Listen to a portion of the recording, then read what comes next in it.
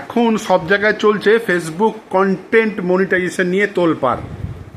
এবার ইউটিউবে ভিডিও দেখছি, কেউ কেউ বলছে মনিটাইজেশনে গিয়ে যদি আপনার কন্টেন্ট মনিটাইজেশন লক না দেখায়, মানে তালার চিহ্ন যদি না দেখায়, তার মানে আপনি 31শে আগস্টের মধ্যে শিওর কন্টেন্ট মনিটাইজেশন পেয়ে যাবেন।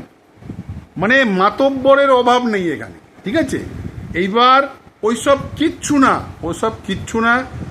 তোমার ওই মনিটাইজেশনে কন্টেন্ট মনিটাইজেশনে লক থাকুক আর না থাকুক, কন্টেন্ট মনিটাইজেশন সম্পূর্ণ ইনভাইটের ওপরে। তুমি যেমন কাজ করবে সেরকমভাবে তুমি ইনভাইট পাবে।